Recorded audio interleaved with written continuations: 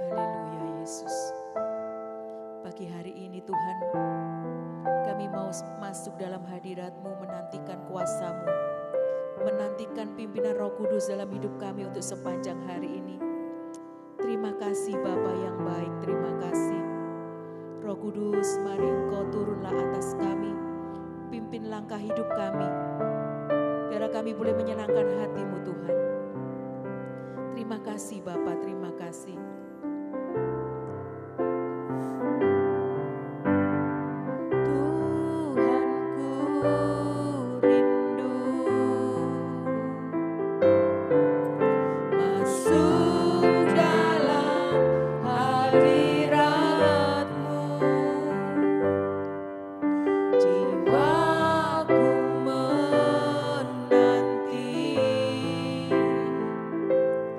Bawaku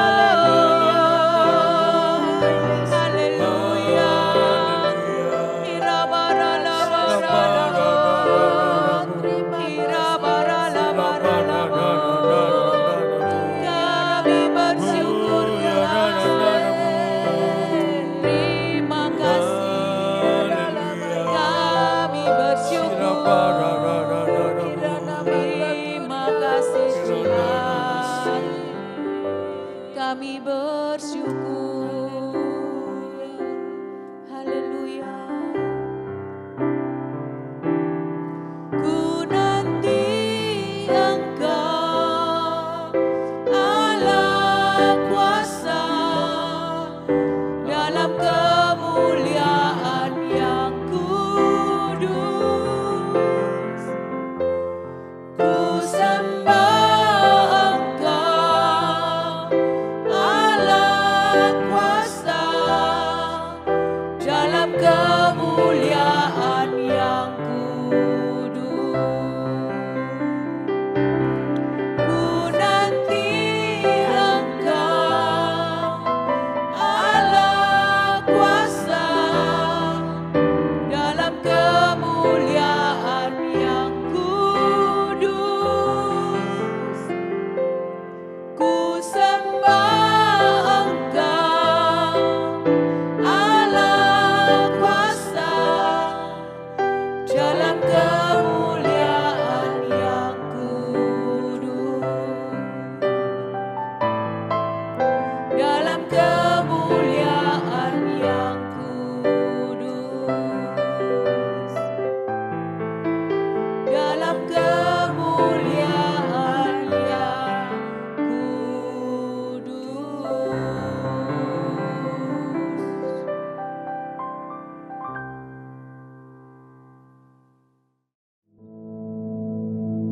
Our Father, which art in heaven, hallowed be thy name.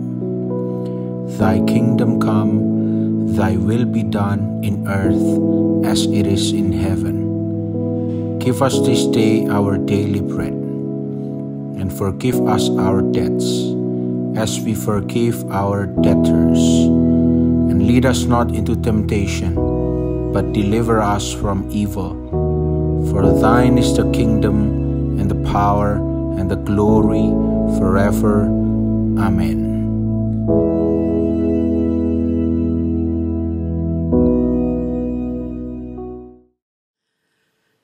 Puji Tuhan.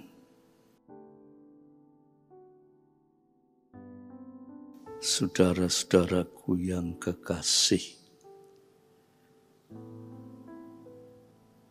kita bertemu kembali di dalam kemurahan Tuhan,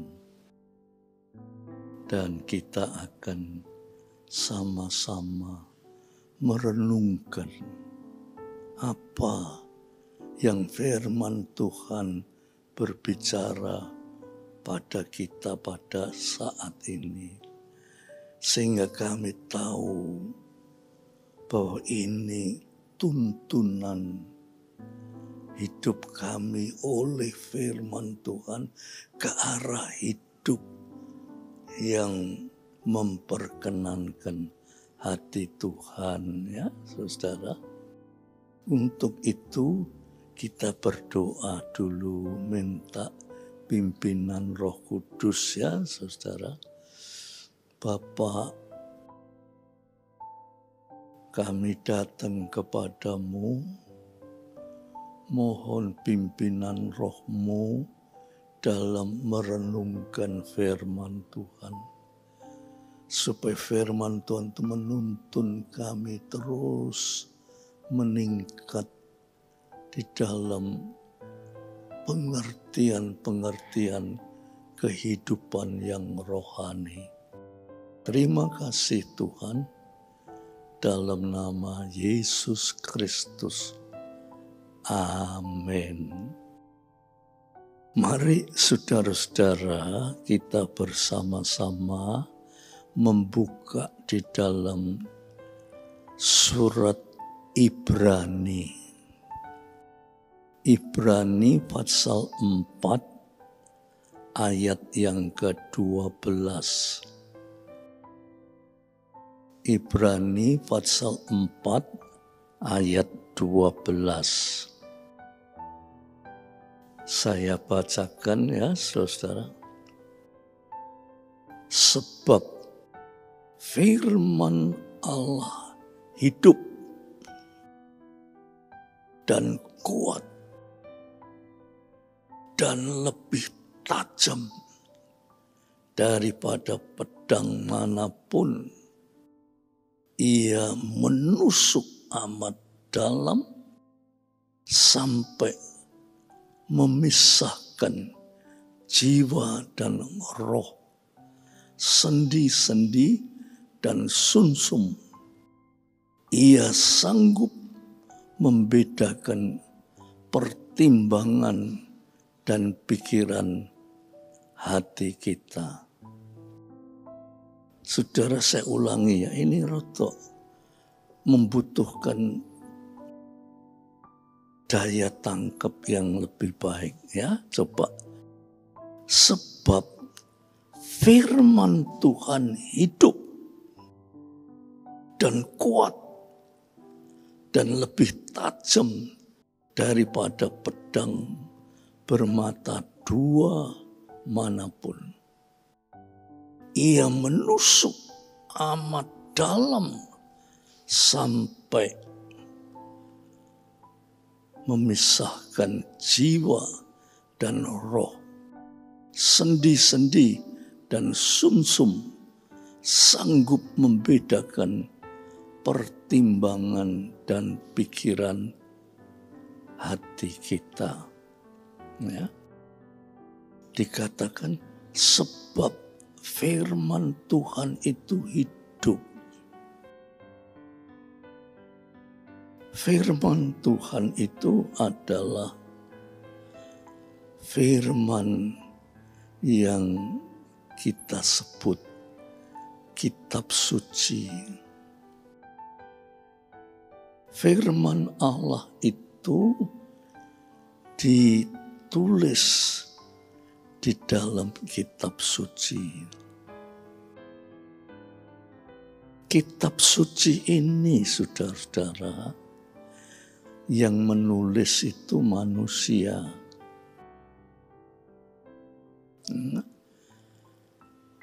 Manusia yang menulis. Ada gembala, ada raja, ada nabi, dan lain-lainnya.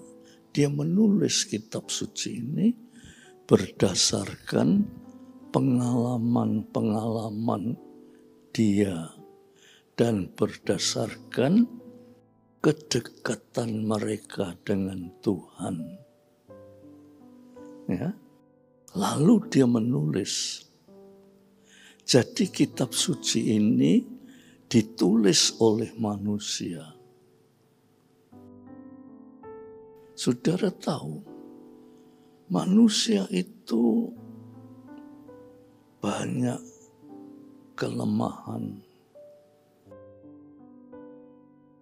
banyak kehilafan dan sebagainya, ya. Sehingga menulis kitab suci itu juga tidak sempurna. Tetapi saudara-saudara, kitab suci ini kan sama sebelumnya, itu sama dengan buku-buku lainnya, itu sama. Tetapi menurut 2 Timotius pasal 3 ayat 16, ya, ini kitab suci itu dihembusi oleh nafas Allah. Saya selalu katakan dihembusi oleh nafas Allah. Saya tidak akan lupa, ya. Saya selalu katakan sama dengan manusia itu dibentuk dari tanah. Ya. Saudara bisa bayangkan orang membentuk manusia dari tanah. Lah tanah itu isa apa?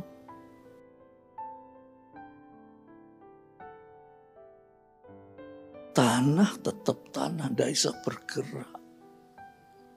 Apalagi kok berjalan, berbicara, tidak bisa wong tanah.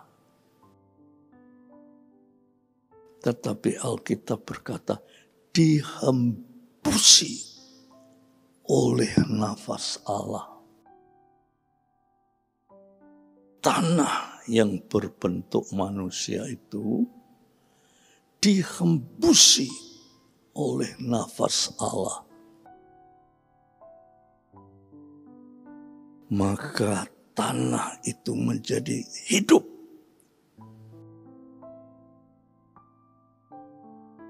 Bisa berjalan, bergerak, bisa berbicara, berpikir, sebab dihembusi oleh nafas Allah.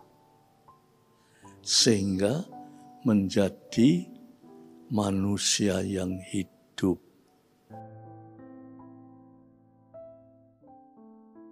Begitu juga kitab suci ini tadi dikatakan, sebab firman Allah itu hidup dan kuat dan lebih tajam daripada pedang bermata dua manapun. Jadi ini firman Tuhan ini sebetulnya sama dengan buku-buku lainnya, sama dengan tulisan para penulis-penulis buku lain, sama.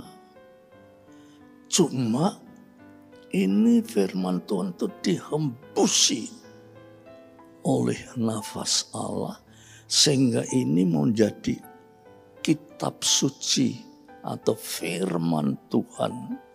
Di sini disebut firman Allah.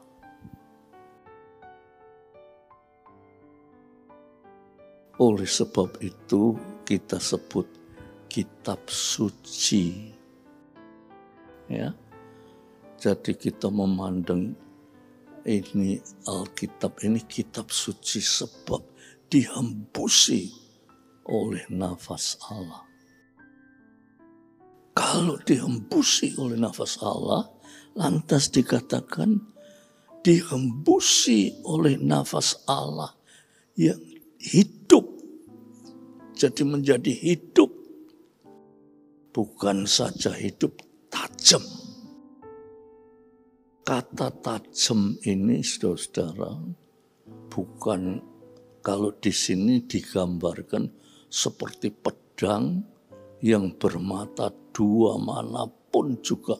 Itu firman lebih tajam. Nah, pengertian tajam, saudara-saudara.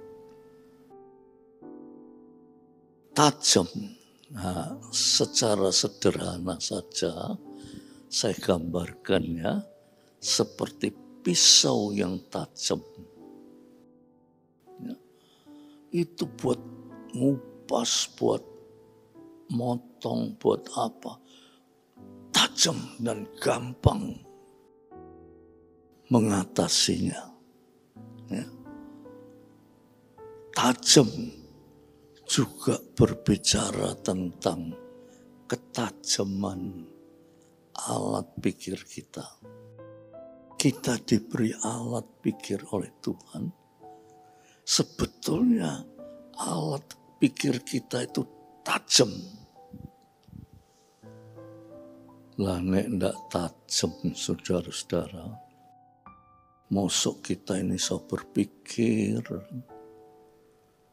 iso berbicara, iso bertindak hal-hal yang positif, tetapi seringkali juga yang negatif.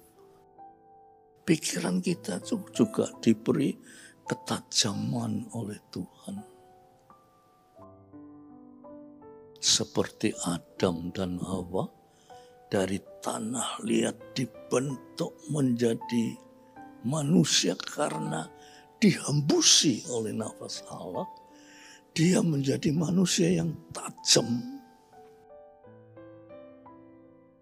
Waktu dia ketemu dengan ular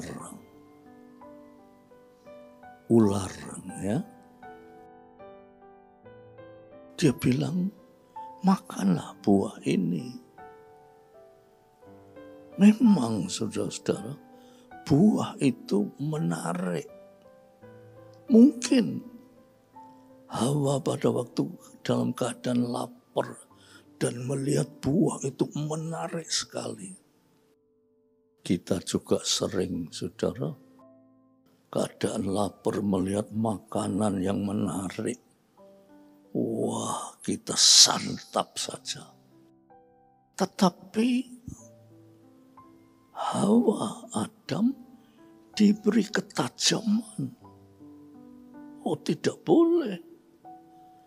Perintah Allah tidak boleh. Tidak boleh. Walaupun dia kepingin sekali, tapi tidak boleh. Sebab perintah Allah bilang tidak boleh makan buah pengetahuan yang baik dan yang tidak baik ini.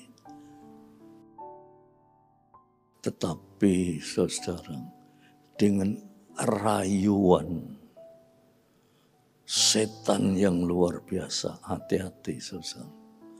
Setan itu hebat merayu kita. Rayuan daripada setan itu sehingga singkat kata dimakan buah itu. Karena makan buah itu manusia menjadi dosa, terpisah dengan Allah. Dan sekarang Allah berbicara sebab firman Allah itu hidup. Nah, ini kalau saya boleh menyimpang sedikit ya saudara. Bukan menyimpang tapi memikirkan sedikit tentang firman hidup. Tuhan Yesus itu di dalam Injil Yohanes pasal 1 disebut firman yang hidup.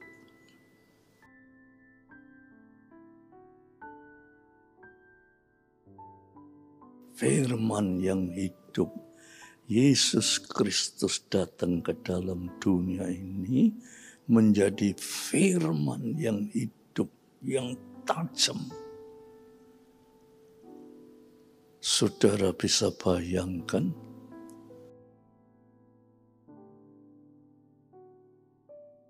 tidak ada di dunia ini yang dikatakan firman yang hidup, yang tajam itu tidak ada. Kecuali Yesus Kristus. Nah, kita semua adalah orang-orang yang percaya kepada Yesus Kristus. Di sini disebut ketajaman itu sampai memisahkan antara jiwa dan roh dan sendi-sendi, dipisahkan oleh ketajaman firman Tuhan. Ini pengertian-pengertian yang rohani dikatakan bisa membedakan apa itu fungsi dari jiwa, fungsi dari roh manusia, fungsi daripada sendi-sendi manusia itu bisa dibedakan. Dan oleh ketajaman firman Tuhan itu, maka manusia itu sedalam-dalamnya kehidupan manusia itu bisa dirasakan ketajaman firman Tuhan. Misalnya, saudara, kita ini anak-anak Tuhan, ya.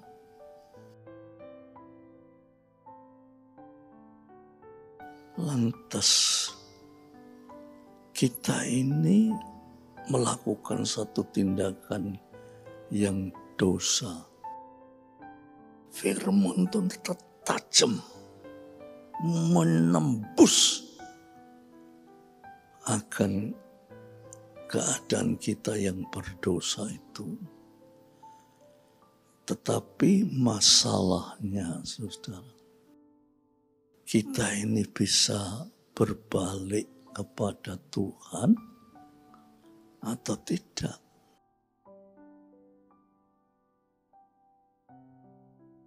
Kalau kita dikuasai oleh setan seperti Hawa tadi, dia tadinya tidak boleh makan buah ini, oleh Tuhan dilarang. Tetapi si iblis itu dengan segala tipu muslihatnya mempengaruhi Hawa sampai Hawa itu makan buah itu.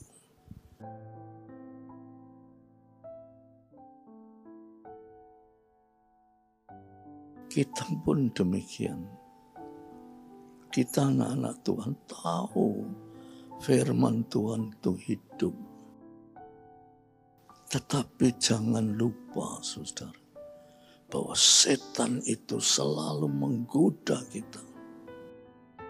Bahkan dikatakan menteror hidup kita.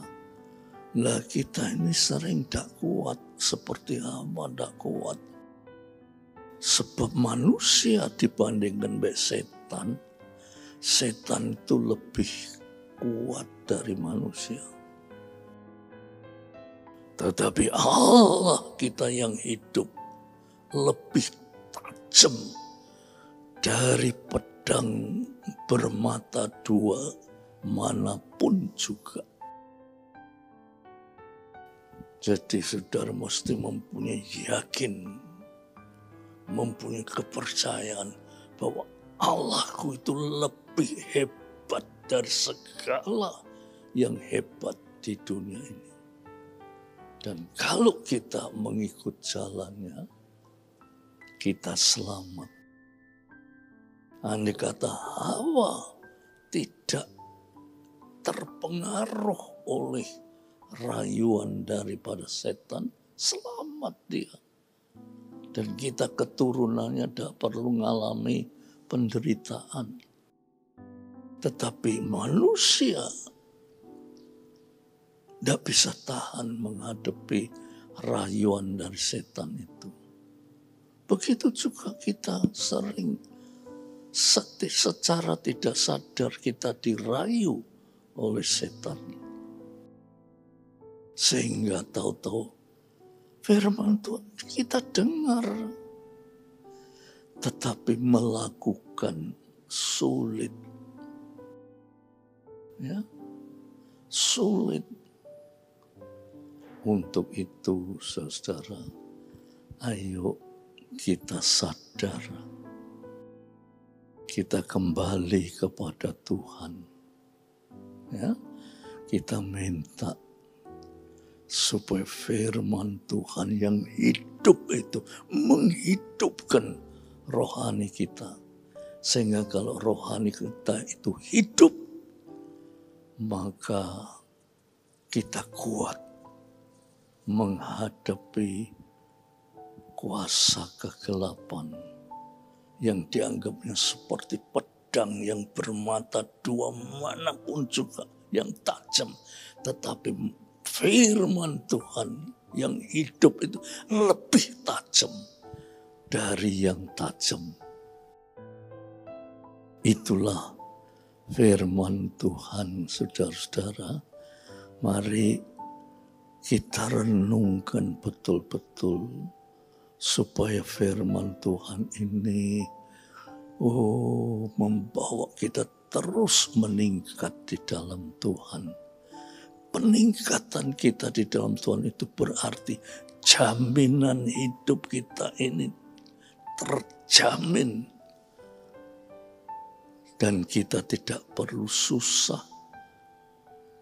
menderita, sakit, bahaya, takut, khawatir, tidak ada. Kita sebab dilindungi oleh Allah yang hidup itu, saudara. Ya, demikianlah sedikit renungan ini. Kiranya saudara ini bisa merenungkan dengan baik, ya, supaya kehidupan rohani kita ditingkatkan. Nah, hidup rohani kita terus meningkat. Saudara tidak perlu takut, khawatir akan hidup. Hidupmu dijamin oleh Allah. Sebab firman Tuhan itu lebih tajam dari yang tajam, lebih hebat daripada kehebatan setan. Ya, mari kita berdoa. Tuhan Bapa kami yang di sorga,